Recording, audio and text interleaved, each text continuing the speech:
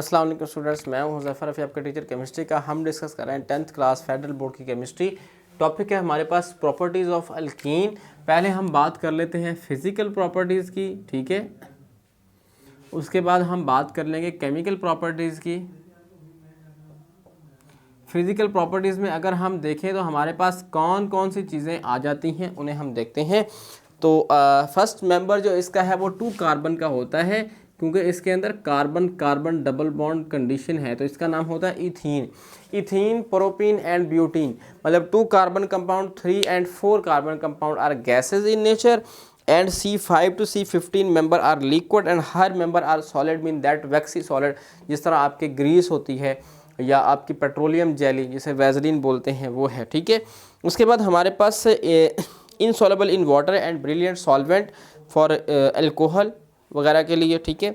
उसके बाद carbon atom forming double bond are joint to only 3 atoms के मतलब जो carbon double bond are joint to only 3 atoms.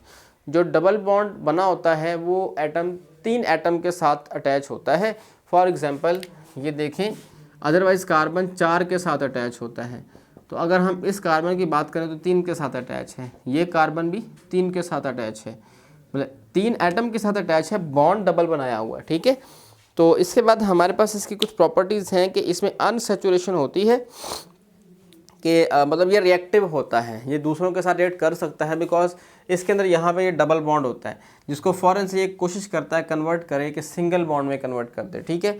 ये इसकी फिजिकल प्रॉपर्टीज़ हैं। नेक्स्ट लेक्चर में हम इंशाल्लाह केमिकल प्रॉपर्टीज डिस्कस करेंगे। आज के लिए इतना ही, मुझे इजाज़त दीजिए, अल्लाह हाफिज़।